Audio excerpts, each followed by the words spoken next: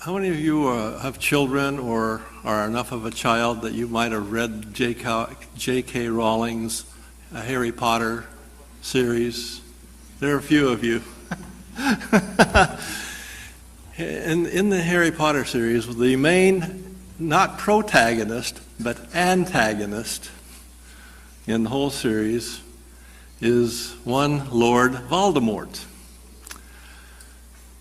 He is such a nasty protagonist, such a horrible person, if you want to call him a person. So just scary, horrible, that no one dares speak his name. So it is he who cannot be named. Now, what are we talking about? We're talking here about something that a lot of people, including Hugo Chavez, have been talking about for quite a few years now. It's fourth generation asymmetric war.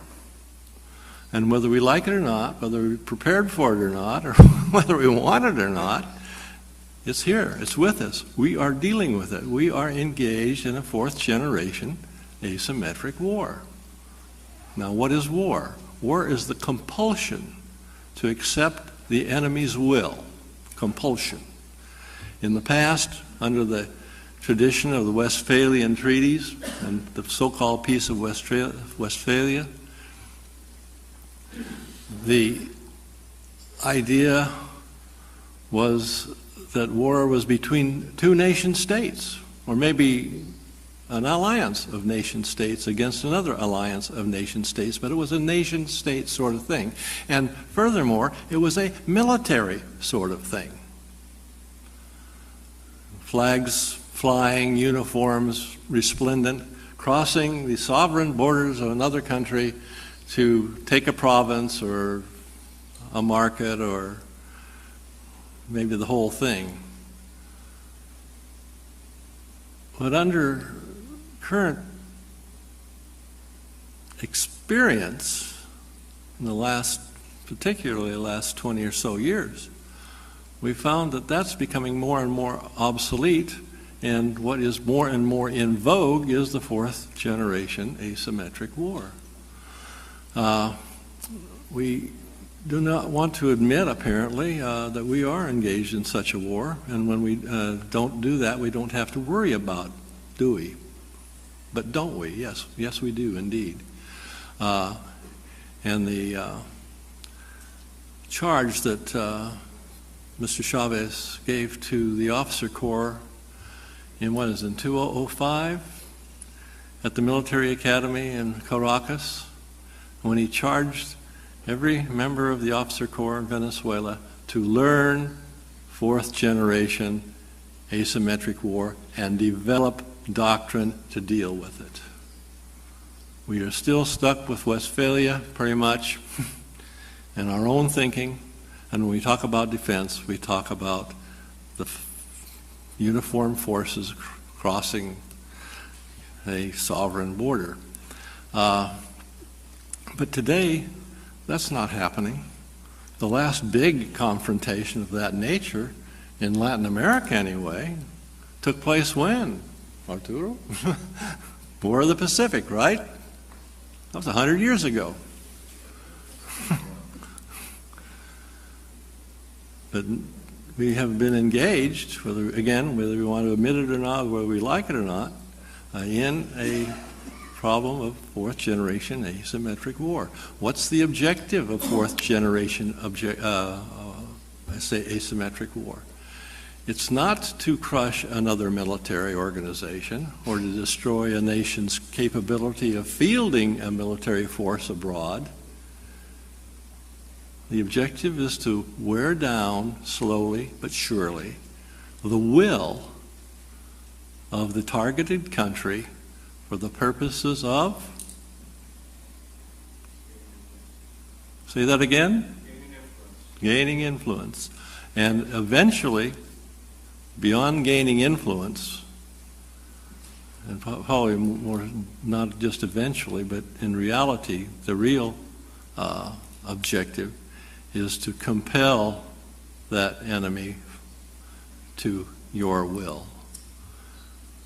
And whether that type of war is as bloody as traditional shock and awe or whatever, whether it's not as bloody as the World War II was, or Korean War was, or some of the other wars that we've all been engaged in were, the fact is that compulsion, whether it's more benign or not, is still compulsion. And something we ought to give some thought to. Now then, our objective is to control or strangely come to the point of influencing another enemy or entity to your will. The common denominator in all this is a thing we call destabilization. We don't run uniformed forces across borders anymore, or not very often anymore anyway. And military forces are not uniformed. They're not all male. They're also female. They're not all adult. They're also children. And we've got to understand these things, and we've got to deal with them. And the only way we can deal with them effectively is because, since they are transnational problems, what kind of solutions do we need? Ta-da! Transnational solutions. And Ambassador Naudi has suggested not only that we go that direction, but we take another step further. We have to use brain power. Brain power is the main weapon in this context. Brain power. Smart power. It's not firepower. What took down the Berlin Wall? Tanks, artillery, airplanes? No, the German Deutschmark. Ta-da!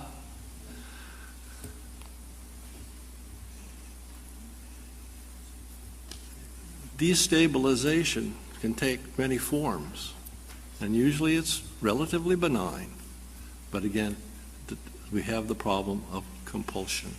And it compulses us to where, and what happened is the idea of the creation of a failing state. That's the other word that we dare not speak. War and failing state. We don't want to use the term because we maybe politically correct enough so that we don't want to offend anybody. But the fact is that in some of these states we've been talking about in Central America and elsewhere, a good portion of the country is not controlled by the state. And that's a definition of sovereignty, a definition beyond what has been talked about here. Sovereignty is the control of the territory and the people of a given recognized political entity. If the state doesn't control all of its territory, the question is who does? We use the term ungoverned territory quite often. We've sophisticated that a tad, and now we're calling it alternately governed territory. But the point is, it's not the state that's doing this. It's non-state groups, belligerent, violent, and kind of nasty like Lord Voldemort. And over a period of time, you create a failed state. And then you can, with that, you can step in and take control of that state. Not only take control of it, but go a little beyond, perhaps. And then what happens to the state? It just doesn't wither away. It still exists. Somebody's going to have to take care of it if nobody comes in and takes control of it and runs away with it. Haiti comes to mind. letting Haiti fail has been a terribly expensive process for the West. Other countries have been known to become criminal states, new people's republics. In a situation like this, it's the last man standing. No matter how badly he's been beaten, the last man standing is the victor. And it's a little dicey, and I know that there may be some problems with this. I'm taking too much, not enough time, but too much in any case. But here, a couple of words for our vocabulary for the next while. War is compulsion, whether it's non-lethal or if it is lethal as what we've known in the past. The other word is failed state or failing state. It's not an event, it's a process. And if you do it slowly and quietly enough, people will go to sleep, in the words of one of my favorite philosophers, Hugo Chavez. If you do this well enough, long enough, slowly enough, benignly enough, your enemy will wake up dead.